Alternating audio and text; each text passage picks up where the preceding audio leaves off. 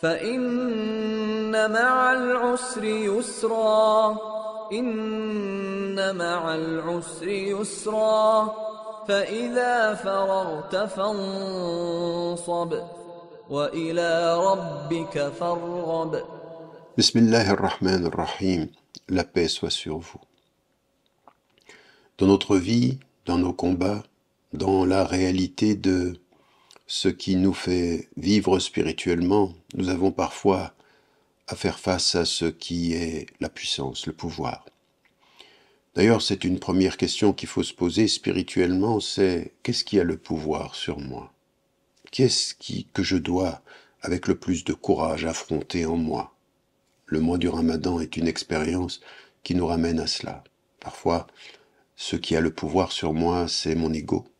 Ce qui a le pouvoir sur moi, c'est mon amour de l'argent ou mes émotions, mes désirs. Il y a toujours une superpuissance dans notre intimité à laquelle il faut avoir le courage de faire face. Et chacun d'entre nous doit faire son introspection et la chercher. Le mois du Ramadan est le meilleur moment pour savoir ce à quoi je dois me confronter avec courage. Et puis, c'est aussi vrai dans la collectivité humaine. Il faut savoir faire face aux puissants.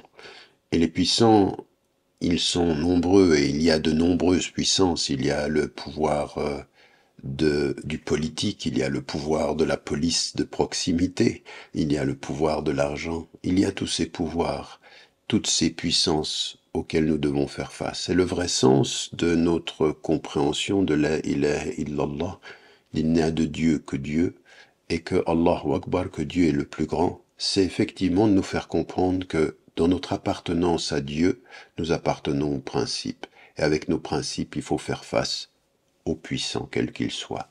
Le puissant à l'intérieur de nous, il faut lui faire face avec courage.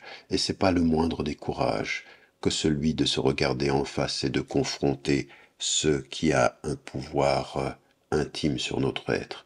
Et puis ensuite, il y a, avec cette confiance en Dieu dont nous avons déjà parlé, le fait de regarder en face les puissants de ce monde et de pouvoir les confronter. Et de pouvoir les confronter en se posant la question, est-ce que nous les confrontons uniquement par opposition et amour de l'opposition, ou par notre souci de vouloir réformer le monde, et même d'ailleurs de les réformer eux-mêmes? Alors j'avais déjà parlé, et nous nous rappelons de ce qui a été l'expérience de Moïse, Moussa alayhi salam, en face de Pharaon. Et quand il lui est dit de وَقُلَ لَهُ قَوْلًا لَيِّنًا, dites-lui, vous deux, toi et ton frère, des paroles douces.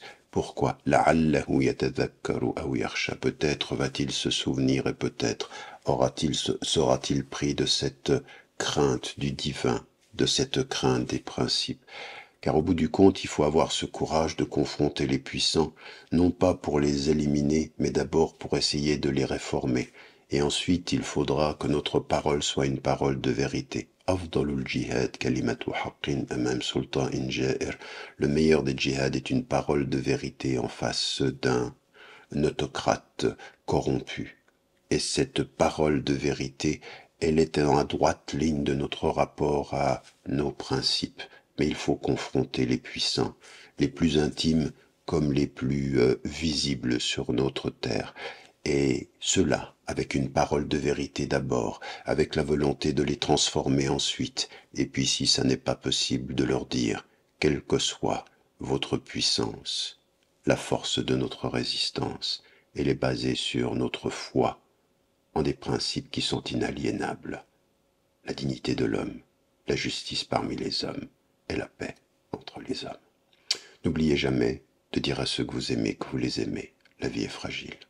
فإن مع العسر يسرا إن مع العسر يسرا فإذا فرغت فانصب وإلى ربك فارغب.